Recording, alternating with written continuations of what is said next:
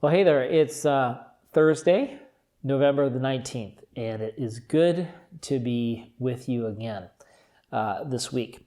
So I have this glass, and I would ask this question. What would you say about this glass?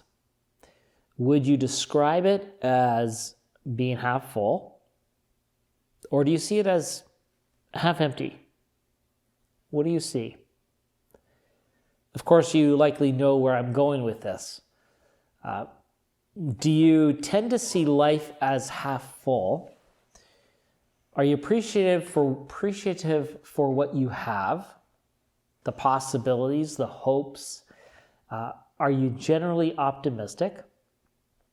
Or do you find yourself focusing on what is missing in the cup?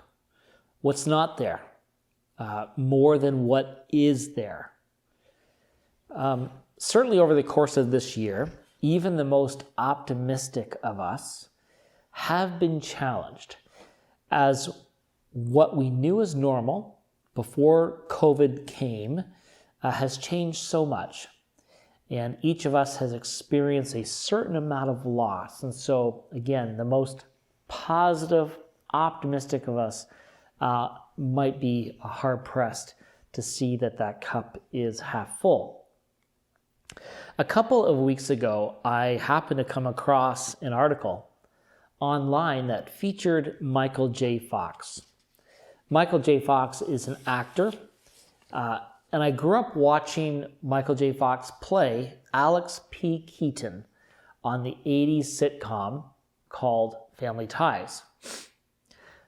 Michael J. Fox is a very gifted actor who also starred in other popular sitcoms as well as memorable movies like Back to the Future.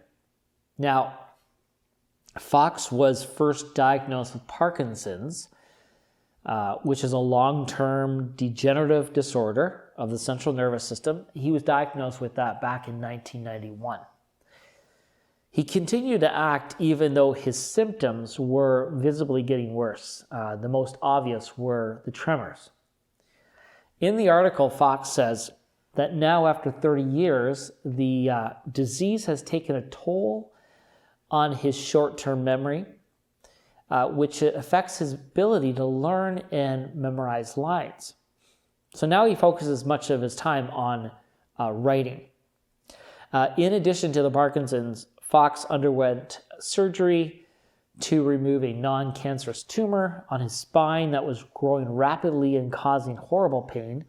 And it took 4 months to learn to walk again. And not long after, he had a bad fall, which took him into a really dark spot.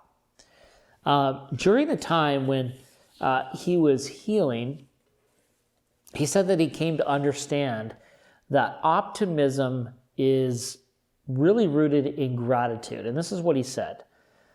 Optimism is sustainable when you keep coming back to gratitude. And what follows from that is acceptance. Accepting that this thing has happened and you accept it for what it is. It doesn't mean that you can't endeavor to change. It doesn't mean you have to accept it as punishment or a penance, but just put it in its proper place. Then see how much the rest of your life you have to thrive in, and then you can move on. And it's quite inspiring to watch Michael J. Fox in this interview. He's been through a lot. He struggles to speak. He says that he practices tongue twisters over and over again so that he is able to speak as well as he can in spite of the Parkinson's. And again, very inspiring. And there's optimism. There's optimism that he speaks of.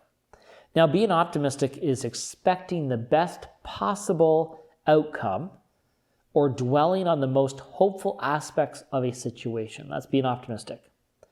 Most people by nature tend towards being either optimistic or pessimistic.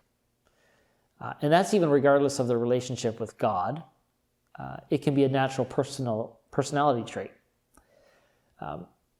a person can simply be optimistic, choosing not to worry about the things they can't control, and their motto is, don't worry, be happy. They find enjoyment in life and are generally pleasant people to be around. Like, I'm sure being around Michael J. Fox would be a positive experience.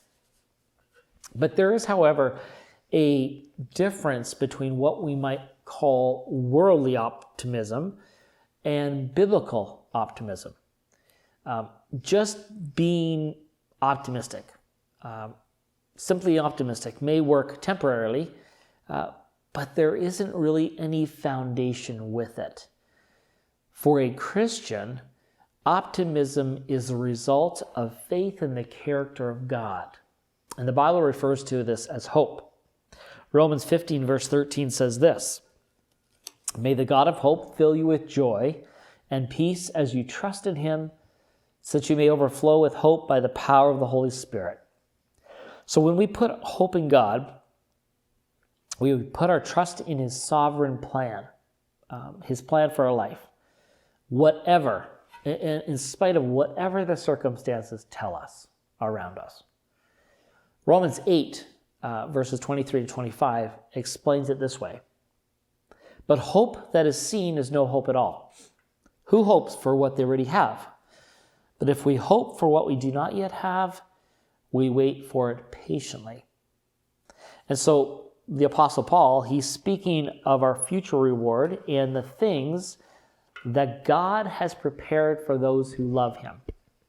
So regardless of what may happen in our life, we know that God sees, we know that God cares, we know that God will one day wipe every tear from our eyes when we are forever with him.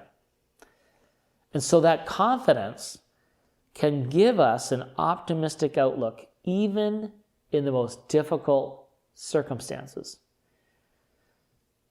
Biblical optimism does not place so much emphasis on earthly events. It can accept difficult circumstances because it believes that all things work together for good to those who love God.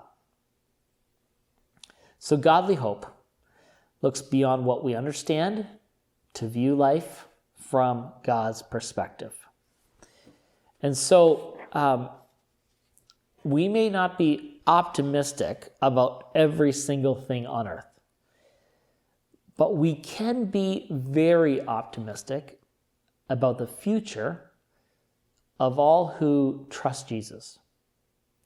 And so our glass is already half full, and will one day, for God's children, be completely and eternally full to overflowing. David wrote in Psalm 30 verse 5, "Weeping may last for a night, but a shout of joy comes in the morning." And so the night may seem long for you, but the truth is, once morning comes, it will never end. Neither will joy. Every day will be better or just as good as the day before.